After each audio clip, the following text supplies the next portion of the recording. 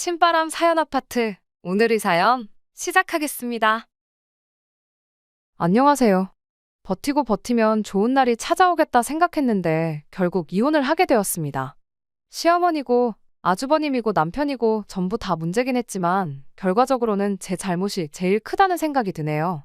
하지만 그게 이혼에 있어서 유책 배우자가 저라는 이야기는 절대 아닙니다. 결혼하기 전부터 시어머니가 엄청 유난스러운 사람이라는 건 진작에 알고 있었어요.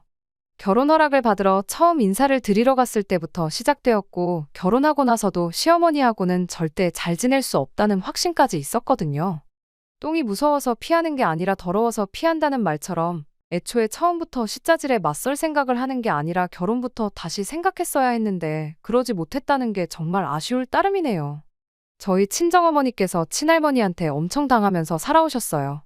저희 할머니가 소위들 말하는 시자 10월드의 전형적인 표본이라고 해도 과언이 아닐 만큼 유난스러운 분이셨거든요. 그 영향 때문인가 저는 다른 것보다 저희 어머니처럼 당하고만 살지는 말아야겠다는 생각을 평소부터 가지고 있었습니다. 무조건 당해주는 게 아니라 똑같이 맞서 싸운다면 시어머니도 분명 저를 어렵게 알고 더는 허튼 짓을 하지 않을 거라 생각했던 게 저의 불찰이었어요. 가장 좋은 방법은 맞서 싸우는 게 아니라 애초에 처음부터 결혼 자체를 안 했어야 했다는 걸 비로소 이혼을 하고 나서야 깨달았다는 게 정말 아쉬울 따름이네요. 남편이 어느 정도 중간 역할을 해주기만 한다면 좋았겠지만 그래주지 못했어요. 제 경험상 시어머니가 평범한 시어머니가 아니고 10월드 시자 시어머니라면 높은 확률로 남편이 중간 역할을 제대로 못해주는 것 같더라고요. 남편이 그랬듯이 저희 아버지도 어머니와 할머니 사이에서 중간 역할을 제대로 못해주셨죠. 결혼 전부터 보여준 남편의 미온적인 태도만 봐도 저희 아버지가 그랬던 것과 별반 다를 바 없는데 왜 그걸 놓치고 저 혼자 시어머니랑 기싸움에서 이기면 되는 거 아니겠나 생각했는지 참 후회가 되네요. 아무튼 처음 시댁에 인사를 드리러 갔을 때부터 시어머니가 보통 사람이 아니라는 건 대번에 알 수 있었습니다. 남편 위로 나이차가 5살이 나는 형이 한 명 있어요. 시어머니가 시자질을 시작하게 된 것도 따지고 보면 아주버님 때문에 그랬던 게 컸습니다. 시댁이 장남을 최고로 여기는 그런 집구석이었거든요. 둘째인 남편도 형인 아주버님한테 양보하는 게 당연하다고 생각하는 사람이었고요. 시어머니는 남편이 저러니 며느리인 저 또한 아주버님한테 당연하게 양보를 해야 한다고 생각을 했는가 봐요. 아무튼 처음 인사를 드리러 간 날부터 아주버님에 대한 시어머니의 사랑이 정말 대단하구나 싶었습니다.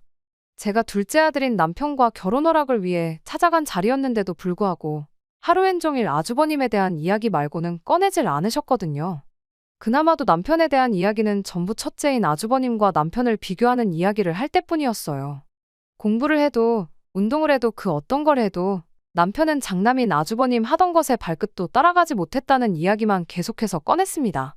첫째가 좋은 유전자를 다 가지고 태어나서 둘째가 아무 재주도 없었다. 뭐 그런 이야기를 하고 싶었던 것 같아요. 내가 지금 누구랑 결혼하겠다고 결혼 허락을 받으러 왔는지 싶을 정도로 듣고 있는 게 다 민망할 만큼 대화의 화제가 아주버님 이야기밖에 없었습니다. 심지어 상에 차려주셨던 음식 또한 아주버님 입맛을 고려해서 차려내신 거였지요.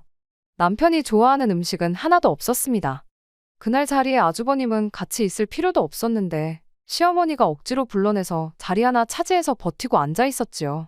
그 와중에도 어머님은 저희랑 이야기하는 건 뒷전이고 아주버님 밥 먹는데 팔이 안 닿을까봐 멀리 있는 반찬들 집어주면서 밥그릇 위에 올려주고 계셨죠. 이것도 먹어봐라, 저것도 먹어봐라. 거의 수발을 들고 있다고 해도 무방할 만큼 아주버님 챙기는데 여념이 없었습니다. 이미 정이 떨어질 만큼 떨어져서 이혼해버린 마당에 이런 이야기를 꺼내는 게 맞는가 싶지만 그래도 객관적으로 봤을 때 남편이 아주버님보다 못한 게 하나도 없었거든요. 직업이면 직업, 벌이면 벌이. 외모 또한 남편이 아주버님에 비해 떨어지는 게 하나도 없었어요. 왕년에야 아주버님이 남편보다 모든 걸 다 잘했다지만 과거에 사는 것도 아닌데 지금이 중요하지 옛날에 뭘 얼마나 잘했던 게 중요한 게 아니잖아요. 의미도 없는 비교질에 내가 여기 뭐하러 온 건가 싶고 그게 멈추지 않고 계속되니 내 남편 될 사람을 모질이처럼 말하고 있는 시어머니가 그렇게 꼴불견일 수가 없었습니다. 그래서 듣다 못해 제가 한마디를 했죠. 제가 볼 때도 아주버님이 어디 가서 그렇게 빠지는 사람이 아닌 것 같은데 왜 아직도 장가도 못 가고 독립도 못해서 어머님 밑에서 살고 있는지 모르겠다고요. 동생은 이렇게 결혼할 사람 데리고 와서 집에 인사도 시키고 그러는데 아주버님은 뭐가 문제라서 모자란 동생도 해내는 걸 못해가지고 이러고 계시는지 참 궁금하다고 엄청 빈정거리면서 한마디 했습니다. 아무리 눈치가 없는 사람일지라도 제가 무슨 의도로 저런 말을 했는지 대번에 그 이유를 알아차릴 만큼 노골적으로 빈정거렸다 보니 아주버님 표정만 봐도 기분이 많이 상했다는 걸 알 수 있었어요. 어머님은 아주버님 반찬 챙겨준다고 내 말을 못 들은 건지 아주버님 기분 살피느라 대답을 피하는 듯 보였는데 아주버님은 저 때문에 자리가 불편해졌는지 혼자서 깨작거리기만 하다가 배불러서 그만 먹어야겠다 말하더니 귀한 몸을 이끌고 혼자 방으로 들어가더라고요. 이제 당사자도 없으니 쓸데없이 아주버님 자랑은 그만 듣겠구나 싶었는데 그 와중에 시어머니가 아주버님 좋아하는 반찬들은 남겨놓아야 한다며 한참 저희 밥 먹고 있는데도 메인 반찬이라고 할 수 있는 것들부터 치워대기 바빴습니다. 막상 아주버님 먹인다는 음식들을 빼고 나니까 집에서 대충 밥 먹을 때 차려놓은 밥상 마냥 풀떼기에 마른 반찬밖에 남아있질 않았어요. 어차피 어머님 반찬 솜씨 평가하겠다고 갔던 자리가 아니고 음식도 제 입맛에는 그다지 맞지 않았으니 반찬 몇 개 치워버린 게 대수는 아니었습니다. 그렇게 식사가 끝났는데 아주버님이 자리에 없는데도 불구하고 시어머니는 장남자랑에 여념이 없었어요.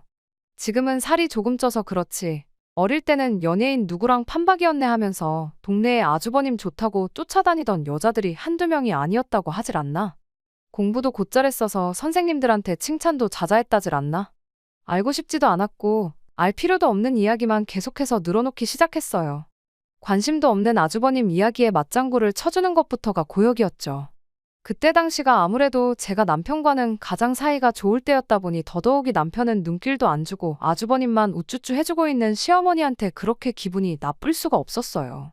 저희랑 전혀 상관없는 제3자가 들으면 제가 남편이랑 결혼하는 게 아니라 첫째랑 결혼하는 줄 알겠더라니까요. 그 덕에 시어머니에 대한 첫 인상도 최악이었고 제 기분 또한 그에 못지않게 나쁜 상태였습니다. 집에 돌아오는 길에 남편도 제가 심기가 불편했다는 걸 눈치챈 건지 별다른 말 없이 먼 산만 보면서 제 눈치만 살살 볼 뿐이었습니다. 그런데 또 눈치나 보고 있는 남편 꼴을 보니 그것도 부하가 치밀더군요. 차라리 뭐 시시껄렁한 농담이라도 한마디 하던가 해서 분위기 좀 바꿔줬으면 좋겠는데 그런 주변머리도 없나 싶었죠. 결국 저희 집 근처까지 도착하고 나서 제가 참다 못해서 먼저 말 한마디 꺼냈습니다. 이게 다 무슨 상황이냐고. 어머님이 혹시 나를 당신이 아니라 당신 아주버님하고 결혼시키려고 저러시는 거냐고 대놓고 비꼬듯 물어봤어요. 남편이 그제서야 해명 아닌 해명을 하더라고요. 어머니가 원래도 형을 더 챙기는 분이신데 그게 별다른 이유가 있어서 그런 게 아니고 형이 아직 장가도 못 가고 하고 있는 사업 또한 자리도 제대로 못 잡은 상황이고 그래서 걱정돼서 그러시는 거라면서요. 사실 오늘 자리에 아주버님이 함께 있던 것도 우리 행복해 보이는 거 보고 형님도 하루빨리 짝을 찾았으면 좋겠어서 일부러 그렇게 했던 거였다고 하더라고요. 딱 보기엔 장남 편애하고 차별하는 것처럼 보일지라도 실상은 그런 분이 아니라면서 어머니를 감싸주는데 급급했습니다. 결혼하고 나서 몇 번 지내다 보면 자기 말이 틀린 게 아니라는 걸 알게 될 거라나요. 사실은 마음이 따뜻하신 분이라는 남편의 설명을 들었지만 안 좋은 생각이 도무지 떨쳐지지가 않았어요.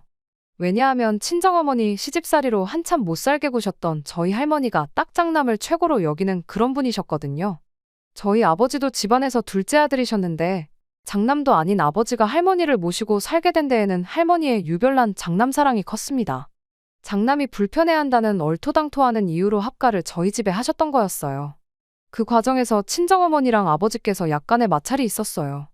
집안 지원은 장남이 홀랑 받아갔는데 시어머니 모시는 것도 장남이 해야 되는 거 아니냐던 어머니와 그래도 어머니 뜻이 그런데 어떻게 싫다고 하느냐고 억지로 할머니를 모셔온 저희 아버지가 입장 차이가 있었다는 걸 할머니가 알게 되셨던 거죠.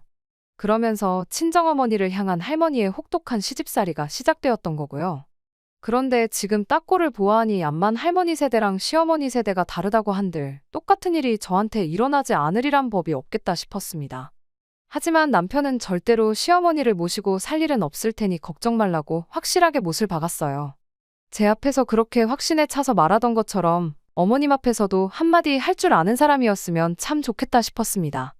아무튼 남편이 어머님 모시고 살 일은 죽어도 없다고 너무 확신에 차서 말을 했다 보니 저도 믿는 것 말고는 할 수 있는 게 아무것도 없었어요.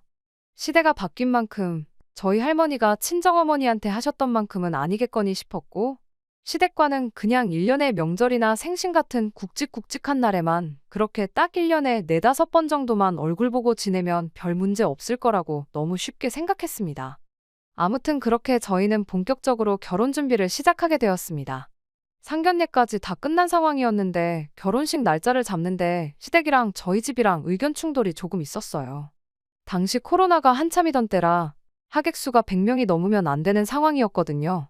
저희 집은 50명이든 100명이든 뭐가 문제냐고, 언제 끝날지도 모르는 상황이고 앞으로 몇 년이나 이렇게 살아야 할지도 모르는데 하루라도 빨리 식을 올리는 게 맞다는 의견이었고, 시댁에서는 그렇게 하면 결혼 비용 본전도 못 찾는다고, 못해도 양가 합쳐서 500명 정도 부를 수 있을 때까지 기다려야 한다는 의견이었습니다. 알고 보니 시댁에서 저희한테 2천 정도 지원해주겠다던 돈이 있었는데 축의금 들어올 걸 감안해서 주기로 했던 거였어요. 시댁이 아들 장가 가는데 돈 한 푼 못 보태줄 만큼 상황이 어려웠던 게 아니었는데 그 돈은 물어보나 마나 언제 결혼할지도 모를 아주버님을 위해 쓸 수가 없는 돈이었고 그나마 축의금 들어온 거라도 저희한테 줄 테니 감지덕지 하라는 소리였던 겁니다. 그래서 그냥 그 돈 안 받겠다 하고 결혼식 먼저 올리기로 했습니다. 막상 그렇게 식을 올리니 결혼식에 참석을 안 했어도 계좌이체로 들어온 축의금이 상당했어요. 저희 집에 제 지인들부터 시작해 부모님 지인들까지 들어온 게 합쳐서 3천이 넘었는데 시댁에도 비슷하게 들어왔었을 거라 생각됩니다. 애초에 하객 500명을 부를 수 있을 때까지 기다리자던 게 있으니 그 이상이 될 수도 있었겠지요. 남편이 다른 건 몰라도 자기 지인들이나 회사 동료들한테 들어온 축의금은 받아갈 수 있겠냐고 물어봤는데 대차게 거절당했어요. 아주버님 사업하는데 지원해줄 돈이니까 탐내지 말라면서 딱 잘라 거절했다대요. 저희가 안 받겠다고 했던 거니 딱히 할 말은 없었지만 그래도 자기 앞으로 들어온 축의금까지 전부 다 형한테 주겠다고 하는 시어머니한테 남편 또한 많이 실망한 듯 보였습니다. 결혼하고 처음 몇 달간은 정말 가야 할 일이 아닌 이상 시댁 근처에는 찾아가지도 않았어요. 제가 결혼 전에 생각했던 대로 시댁과 어느 정도 거리를 두고 지내니 남편과 저희 사이는 더할 나위 없이 좋았습니다. 그때까지만 해도 시댁 때문에 저희가 이혼을 하게 될 것이라고는 생각조차 하지 못했지요. 코로나가 끝날 기미를 보이지 않고 저희 회사에서 확진자가 속출하기 시작하면서 몇몇 부서가 재택근무를 하게 되었습니다. 거기에는 저도 포함이 되어 있었고요. 재택근무 해보신 분들은 아시겠지만 집이라고 해서 일이 더 편하고 그런 것만은 아니었어요. 집에서 일하는 만큼 출퇴근하는데 고생할 필요가 없어진 것 정도 말고는 일하는 건 똑같았으니까요. 그런데 시어머니는 제가 집에서 일하게 된 걸 가지고 제가 무슨 실직이라도 한 것처럼 받아들이셨나 보더라고요. 하루는 저한테 전화가 오더니 너 그렇게 집에만 있을 거면 차라리 나가서 우리 아들 일이나 도와주라는 말을 꺼내왔어요. 제가 재택근무를 하는 거지 회사에서 잘린 게 아니다. 집에서 노는 게 아니라 일을 하고 있는 거다. 아무리 설명을 해도 시어머니는 제 말을 들을 생각이 없어 보였습니다. 집에서 일하나 아주버님 업장에 가서 일하나 뭐가 다르냐고요. 거기 가면 책상도 있고 컴퓨터도 있고 다 있는데 못할 게 뭐가 있냐는데 어이가 없더라고요. 제가 해야 할 일이 있는데 아주버님 일을 어떻게 도와주겠냐. 그렇게 했다가 저 회사에서 잘리거든 어머님이 책임지실 거냐고 따졌더니 회사에서 너한테 사무실 나오지 말고 집에서 일하라고 한 게 이미 잘린 거나 마찬가지 아니냐입니다. 사무실 나와봐야 쓸모가 없으니 집에서 일하라고 한 거 아니겠냐고. 보아하니 조만간 잘릴 것 같은데 이참에 그냥 회사 그만두고 아주버님 일이나 도우라는 얼토당토 않는 소리를 하더라고요. 말도 안 되는 소리 계속 듣고 있기도 상대해주고 있기도 뭐해서 시어머니한테 한마디 했어요. 지금 저 아주버님 회사에 취직시켜주시는 거냐고. 그럼 지금 회사에서 받는 것보다 월급 더 잘 쳐주고 회사에서 해주는 만큼 복지를 약속해주면 당장 내일 회사에 사표 내고 아주버님 하는 일을 돕겠다고 했습니다. 그랬더니 월급은 무슨 월급이냐고. 가족 좋은 게 뭐냐. 가족끼리 서로 잘 되게 도와주는 거지. 시작도 하기 전에 돈부터 뜯어낼 생각을 하고 있냐면서 짜증을 내더라고요. 모르긴 몰라도 월급을 주기는커녕 그냥 땡전 한 푼 안 주고 부려먹을 심산이었다는 걸 대번에 알 수 있었어요. 어머님은 가족끼리 서로 잘 되는 걸 바래서 남편 앞으로 들어온 축의금까지 전부 아주버님한테 퍼주신 거냐고. 애초에 가족들이 다 같이 잘 되는 게 아니라 아주버님만 잘 되기를 바라시는 것 같은데 저는 우리가 잘 되는 게 중요하지 아주버님이 잘 되건 말건 신경 안 쓴다고요. 어차피 지금 회사보다 더 쳐주면 아주버님 밑에서 일하겠다고 했던 것도 그냥 했던 소리라고. 지금 제가 받는 것보다 2배, 3배가 넘는 월급을 준다고 해도 아주버님 일을 도울 생각 없으니 자꾸 가서 도와주란 소리 좀 그만하시라고 했습니다. 얼마나 잘난 사업을 하는지는 모르겠는데 줄 능력이 없는 것도 알고 여지껏 자리도 못 잡아서 직원 하나 못 쓰고 아주버님 혼자 하고 있는 것만 봐도 가망이 없어 보인다고. 어머님이 진정 가족이 잘 되기를 바라시는 분이라면 되지도 않는 장남 사업에 둘째 아들 축의금까지 퍼다 주면서 진작에 문 닫을 사업 하루하루 더 연명시켜주는 게 아니라 아주버님 사업 이끌어갈 깜냥 없는 거 인정하시고 더 늦기 전에 어디 취직이라도 시키던지 기술이라도 가르치시라고 했어요. 이제 아주버님도 나이가 있는데 이력서에 적을 경력이라고는 되지도 않는 사업 붙들고 있다가 말아먹은 거 하나밖에 없지 않겠냐고. 어떤 회사에서 그런 사람을 뽑아서 쓰겠냐. 어머님이 사장이면 아주버님 뽑아서 쓰시겠냐 한마디 했더니 시어머니가 개거품을 무는 소리가 전화기 너머로까지 들리더라고요.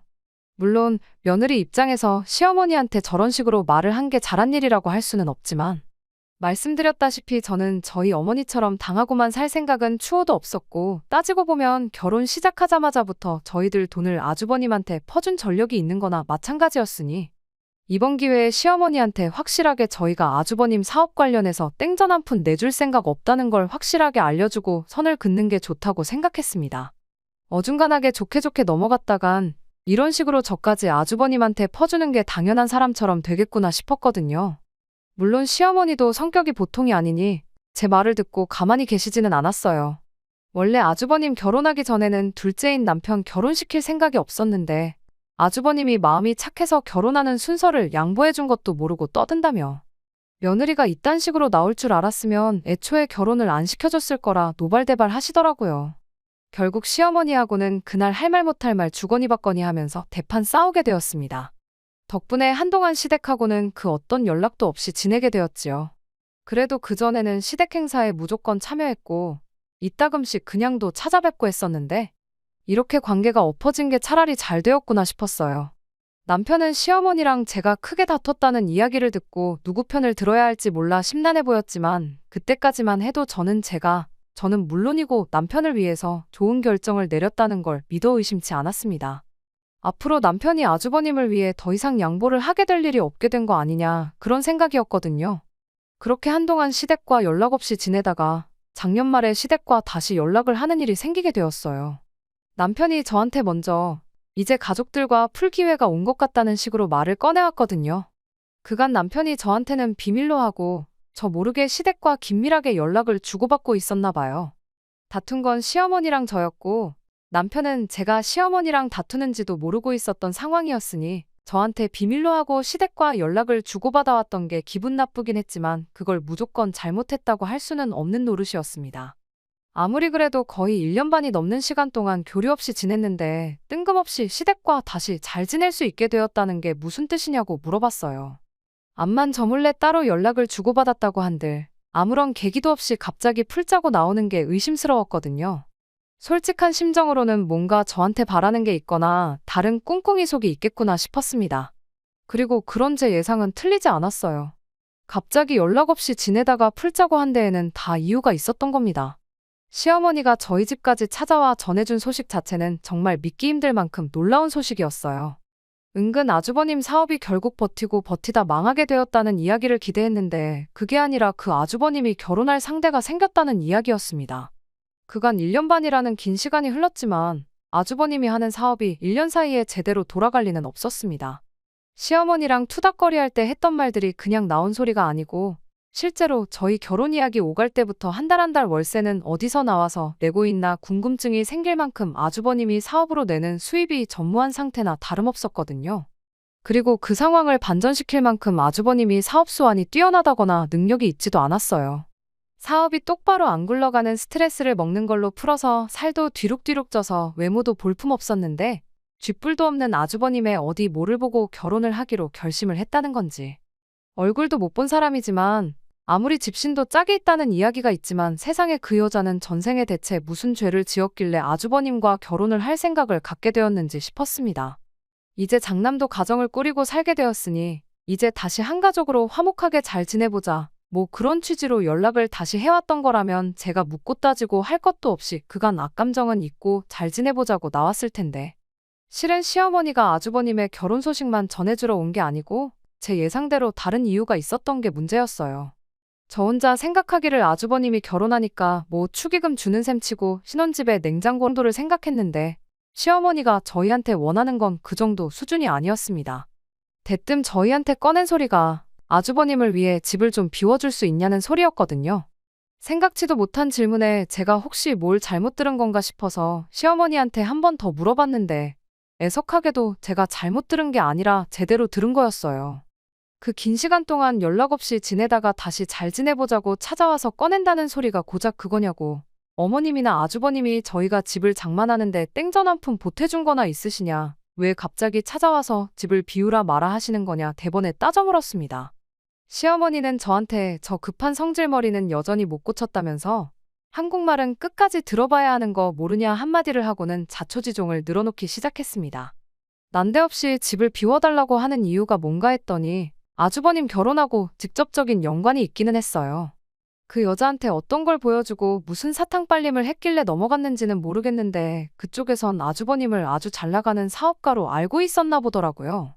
아주버님이 말주변도 딱히 없는 사람이라 조금만 이야기 나눠봐도 미천이 다 드러날 텐데 당장 인터넷에 아주버님 회사 이름만 검색해봐도 별 볼 일 없는 회사라는 거 대번에 알 텐데 얼마나 순진한 사람이길래 그걸 곧이곧대로 다 믿어줬나 싶었습니다.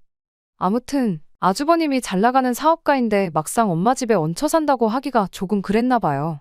그래서 아주버님 명의로 집이 있기는 한데 동생네, 그러니까 저희가 결혼을 자기보다 먼저 하게 되면서 동생을 위해 그 집에 저희들을 살게 도와줬다고 했다는 겁니다.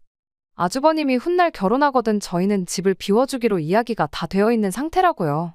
그러니까 일단 나중에라도 그 여자랑 저희가 만나게 된다면 우리가 아주버님 명의 집에 얹혀 살면서 신세 지고 있다는 식으로 입을 맞춰주고 둘이 결혼식을 올리게 되면 한동안 두 사람이 지낼 수 있게 저희 집을 비워달라는 소리였어요.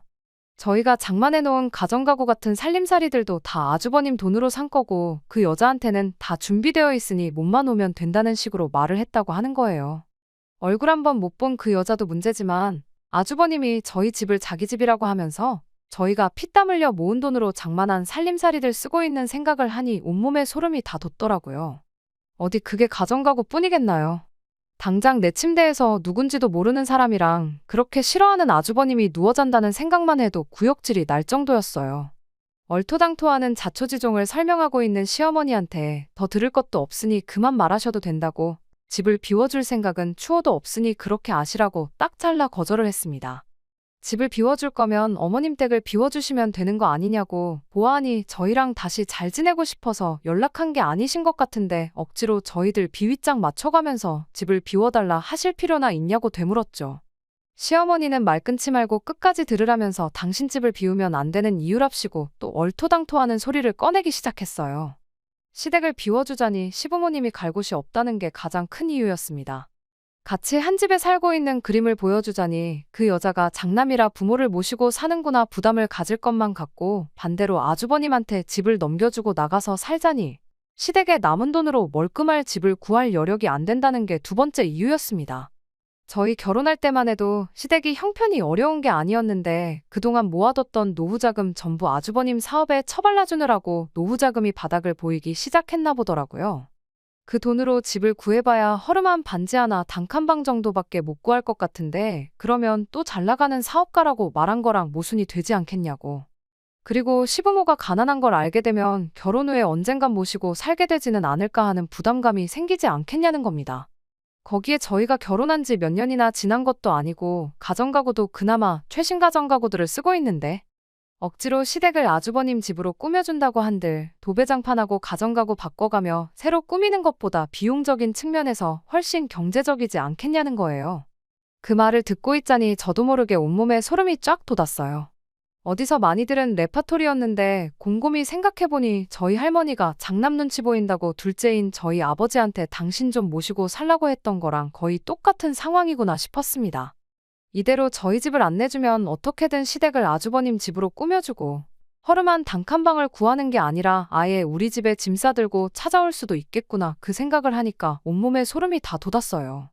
시어머니 꼴을 보아하니 제 입에서 아주버님을 위해 내 집을 양보해주겠다는 말이 나오기 전까지는 돌아갈 생각이 없어 보여서 시어머니한테 단호하게 절대로 그럴 일은 없을 테니 꿈 깨시라고 한마디 했어요. 그런 말도 안 되는 사기 결혼에 가담할 생각은 추호도 없다고요. 어차피 그 여자도 사기 결혼 당했다는 거 눈치채는 건 시간 문제일 텐데 그렇게 장가 보내봐야 결혼하자마자 이혼남 만드는 거랑 뭐가 다르겠냐고 단호하게 시어머니 제안을 거절했어요. 시어머니는 불만 가득한 얼굴로 괜히 시간 낭비했다며 결국 집으로 돌아갔습니다. 다른 것보다 남편이 원망스러웠어요. 아무리 부모 자식 간이라지만 시어머니한테 안 된다고 딱 잘라 거절하는 게 제가 아니라 남편이었으면 일이 더 쉬웠을 텐데. 남편이 시댁과 다시 잘 지낼 기회라고 말을 꺼낸 걸 보면 이 상황을 알고 시어머니한테 어떻게든 저를 설득해보라고 말을 했다는 소리잖아요. 그저 어머님 말이라면, 아주버님 관련된 일이라면 어떻게 해야 할지 똥오줌 분간도 못하고 꿔다 놓은 보릿자루 마냥 아무 말도 못하고 가만히 있고 결국 싫은 소리 하는 것도 안 된다고 거절하는 것도 제가 했어야 했잖아요. 그래서 시어머니가 집에서 나가자마자 남편한테 한마디 했어요. 당신이 똑바로 중심 좀 잡아주면 안 되겠냐고요. 맨날 이게 뭐냐고, 모르긴 몰라도 평생 부모 말에 거역 한 번 안 하고 형한테 양보해주던 착한 둘째 아들이 여자 하나 잘못 만나서 돌변했다고 생각하실 거 아니겠냐고. 나만 중간에서 멀쩡히 잘 지내는 가족들 사이 갈라놓는 악녀가 되는 거 싫다고, 그렇다고 아주버님한테 집까지 내줘가며 전 재산 쪽쪽 빨아먹히는 거 그냥 두고 보는 건 더 싫다고. 당신 이제 결혼했으면 이 집의 가장이지 더 이상 형한테 다 양보하고 빼앗기는 호구가 아니지 않냐. 그러니 착한 둘째 아들이 아니라 우리 집 가장 역할 좀 제대로 해달라고 한마디 했어요. 그리고 시어머니 성격에 이야기 마무리 짓지 않고 그냥 돌아간 걸 보니까 내 생각엔 빠른 시일 내로 아주버님한테 시댁 넘겨주고 우리 집으로 짐 싸들고 찾아오실 것 같다고 제 생각을 말해줬습니다. 그때 어머님 찾아온 거 거절 못하고 모시고 살게 되기라도 한다면 그땐 나는 당신하고 더 이상 부부로 지낼 수 없을 것 같으니 혼자 시부모님 모시면서 남은 평생 형한테 있는 족족 빨아먹히고 퍼주고 그렇게 살고 싶거든 한번 해보라고 했어요. 남편도 결혼 전에 자기가 약속하지 않았냐고 시부모님 모시고 살 일은 절대 없을 테니 그건 걱정하지 말라고 한마디 하더라고요. 그때는 남편 말을 믿는 것 말고는 달리 방법이 없었습니다. 아니나 다를까 한 2달 정도 지나고 시부모님이 저희 집에 여행 가방 끌고 찾아왔어요. 일이 이렇게 되었으니 당분간 집이 구해질 때까지 신세 좀 지자고 하시는데 무슨 의도로 찾아왔는지는 안 봐도 뻔했습니다. 솔직히 남편이 그렇게 약속을 했다고 한들 막상 일이 닥치면 제대로 말이나 꺼낼 수 있을지 심히 걱정이 되었거든요. 특히 어머니 앞에서 아쉬운 소리 못하고 그냥 모시고 살면 안 되냐고 묻지는 않을까 너무 걱정이었는데 의외로 남편이 이것 말이 다르지 않냐고 단호하게 말을 꺼내더라고요. 여기까지 오시느라 힘드셨을 텐데 하루만 머물고 가시라는 말도 마음이 약해질까봐 못하겠다고 지금 당장 택시 잡아드릴 테니 짐 들고 다시 집으로 돌아가시라고요. 시어머니가 내가 널 어떻게 키웠는데 이렇게 내 뒤통수를 칠 수가 있냐 노발대발하시면서 며느리 하나 잘못 받아 집안꼴이 이게 뭐냐. 너는 마누라 때문에 부모를 길바닥으로 내몰 셈이냐. 이 결혼을 허락해준 내 잘못이다 가슴을 내리치며 대성통곡을 하더군요. 한바탕 난리통을 치른 끝에 시부모님은 결국 저희 집에 들어오지도 못하고 다시 집으로 돌아가야 했어요. 시부모님이 그렇게 돌아가시니 남편도 그 상황이 답답했는지 현관문 쪽을 멍하니 바라만 보면서 눈물까지 흘리더라고요. 누구라도 부모님하고 그렇게 싸우면 억울해서라도 눈물이 났을 거라 생각했고 단호하게 저와의 약속을 지켜준 남편에게 미안하고 고마운 느낌이 동시에 들었습니다. 시부모님이 정말 노숙을 하기로 한 건지 그 길로 다시 집으로 돌아갔는지 알 길이 없었어요. 어머님 성격상 아주버님을 위해서라면 정말 길바닥 신세를 감내하실 수도 있겠구나 싶었거든요. 남편이 그날 저녁에 아주버님한테 몰래 전화를 해보니 아주버님이 네가 어떻게 그럴 수 있냐고 불같이 화를 냈는데 자초지종을 알고 있는 꼴을 보아하니 시부모님이 그냥 집으로 돌아오신 것 같아 보여서 일단 안심을 했습니다. 아무튼 이번엔 남편까지 나서서 시부모님 문전박대하고 저녁엔 아주버님하고 전화로 한바탕 했다 보니 이제는 정말 시댁과 완전히 연을 끊고 지내게 되었어요. 남편이 그 뒤로 시댁에 몇 번 연락을 해봤지만 시부모님도 아주버님도 대놓고 남편의 연락을 피했고 그렇게 저희는 시댁하고 완전히 연을 끊고 지내게 되었습니다. 그렇게 거의 반년을 더 시댁과 연락 없이 지내고 있었는데 얼마 전 일로 결국 저는 남편과 이혼을 결심하게 되었네요. 얼마 전 남편이 난데없이 저한테 이제 시댁하고 다시 사이좋게 지내면 안 되겠냐고 말을 꺼내왔어요. 그런데 그 말이 그렇게 서운하게 들릴 수가 없더라고요. 남편 또한 시댁하고 등지고 살게 된 게 마치 저 때문이라고 생각하는 것처럼 보였거든요. 처음부터 당신이 중간 역할 잘해줬으면 생기지도 않았을 일 아니겠냐고요. 아무튼 아주버님한테 우리 집을 내줄 생각은 추호도 없고 시어머니 집을 아주버님한테 넘겨주고 두 분을 우리 집에 모실 생각 또한 눈꼽만치도 없다고. 그리고 나는 여태껏 그래왔던 것처럼 살가운 며느리 노릇은 못하겠으니 나까지 다시 잘 지내게 할 생각은 하지 말라고 했습니다. 그리고 저 것만 지켜준다면 당신이 다시 시부모님과 가깝게 지내든 말든 상관 안 할 테니 알아서 하라고 했어요. 남편은 적당히 듣고 싶은 대답을 들은 건지 알겠다고 대답을 했습니다. 그리고 며칠 동안 저한테 몇 번이고 다시 확인을 받으려는 듯 똑같은 질문을 계속해서 물어왔어요. 정말 우리 집 형님한테 양보 안 하고 어머니 아버지 모시고 살지만 않으면 되는 거냐고요. 저도 반쯤 포기한 상태라 남편이 왜 그런 식으로 재차 확인을 하는지에 대해서는 아무 의심을 하지 않고 그러라고 하지 않았느냐고 대답하고 말았거든요. 그런데 남편이 정말 생각지도 못한 깜짝 선물을 들고 왔네요. 일 끝나고 집에 왔더니 문 앞에 커다란 가방이 2개가 놓여 있었어요. 이 인간이 시어머니 모실 생각 없다고 했던 말을 귓등으로 들었나 싶어서 집에 들어갔더니 시부모님이 아니라 아주버님이 와 있더군요. 도무지 감이 잡히질 않아서 남편한테 이게 무슨 상황이냐 따졌더니 글쎄 한다는 말이 아주버님을 우리 집에 같이 살게 하기로 했다는 겁니다. 그러면서 이러면 시어머니 모시고 사는 것도 아니고 시어머니 집을 아주버님한테 물려주는 것도 아니니 아무런 문제가 없지 않냐면서 저보고 뱉은 말을 지키라더라고요. 무슨 상황인가 했더니 결국 미천이 다 드러나서 아주버님 결혼이 파토가 났답니다. 아주버님이 그 여자한테 얼마나 진심이었는지 그 뒤부터 매일같이 술을 달고 살았다네요. 나중에 가선 아주버님 사업에 묶여있는 돈까지 꺼내가면서 술을 마셨대요. 술을 마실 거면 그냥 집에서 막걸리나 한 병씩 마시면 되는 거지. 꼴에 그 여자 한번 잊어보겠다고 아가씨들 오는 술집을 쏘다니면서 빚까지 내가며 술을 마셨답니다. 결국 아주버님 사업은 망하게 되었고 자포자기한 아주버님이 시부모님 얼마 남지 않은 노후 자금까지 건드려가며 매일같이 술독에 빠져서 살았다네요. 그렇게 귀한 장남이었는데 시부모님도 저런 아주버님이 감당이 안 된 건지 급기야는 아주버님과 더 이상 같이 살 수가 없다고 나왔던 겁니다. 그 과정에서 남편이 저한테 시부모님과 다시 잘 지내자고 설득을 했던 거였고 거기서 제가 시부모님만 안 모시고 살면 문제없다고 한 소리를 가지고 아주버님이 우리 집에 들어와 살기로 하면 제가 아무 말도 안 하고 넘어갈 거라고 생각을 했던 겁니다. 여기까지 버티고 살았으니까 제가 무슨 일이 있어도 자기랑 이혼하지 않을 거라는 확신이라도 있었던 걸까요? 지금 나랑 말장난하자는 것도 아니고 이게 뭐 하는 짓이냐 따졌음에도 남편은 끝까지 가족을 위해서 호구로 살겠다는 그 고집을 꺾지 않았습니다.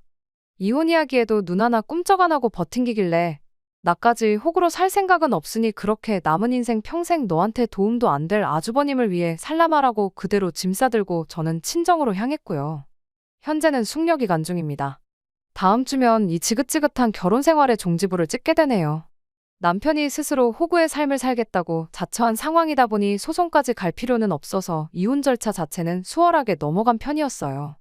위자료 얼마 받자고 소송까지 가는 것보다 시간 낭비 없이 깔끔하게 끝내는 게 더 낫겠다 싶어서 협의 이혼으로 진행했고요. 저희 어머니가 할머니한테 당하고 살았던 것처럼만 살지 않으면 된다고 생각했는데 저희 어머니 세대에서나 겪을 일을 설마 제가 겪겠거니 너무 쉽게 생각한 제 잘못이니 최대한 그 누구도 원망하지 않으려고 하고 있어요. 안녕하세요. 시어머니와 아주버님 일로 이혼하게 된 사연을 보냈던 쓰니입니다.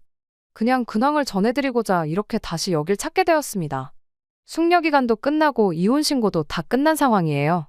더 이상 그 집구석 사람들하고 마주칠 일이 없겠거니 싶었는데 얼마 전 남편을 만나고 왔습니다. 이혼 과정에 제 짐을 다 챙겨 나왔는데 남편하고 같이 쓰던 컴퓨터에 제 개인적인 자료들이 남아있다는 걸 깨달았거든요. 그거 그냥 두고 있기도 그렇고 이메일 같은 거 자동 로그인 걸어놓은 것도 있어서 억지로 다녀왔습니다. 그렇게 깔끔하게 유지하려고 노력한 집이었는데 아주버님 들어와서 남자들이 살기 시작하니 아주 개판이 나 있더라고요. 식탁 위에 바퀴벌레 돌아다니는 거 보고 깜짝 놀랐어요. 이혼하고 전보다 잘 지내면 어떡하나 걱정했는데 제 기우에 불과했네요. 아무튼 단 1분 1초도 있기 싫어서 최대한 빨리 볼일 끝내고 후다닥 집을 나왔는데 됐다는데도 기어이 남편이 배웅해주겠다고 따라 나오더라고요. 그러더니 옛날 이야기를 꺼내질 않나 좋았던 시절 이야기를 자꾸만 언급을 하더라고요. 한 귀로 듣고 한 귀로 흘려주고 있는데 아니나 다를까 아주버님 어머니 집으로 돌려보낼 테니 다시 잘해보면 어떻겠냐는 말을 꺼내왔어요. 집꼬라지 개판나고 매일같이 집에서 술만 처먹는 아주버님 감당도 안 되고 시부모님 노후 자금까지 털려서 부모님 노후까지 책임지게 생겼으니 아주 돌아버릴 지경인가 보더라고요. 남편한테 내가 미쳤냐고 평생 호구로 사는 거 네가 선택한 네 인생이니까 혼자 감당하라고 나를 거기에 끌어들일 생각은 꿈도 꾸지 말라고 한마디 해줬네요.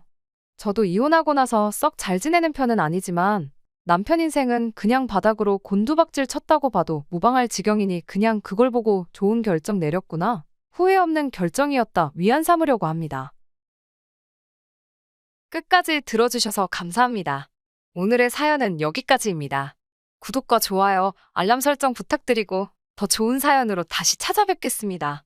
감사합니다.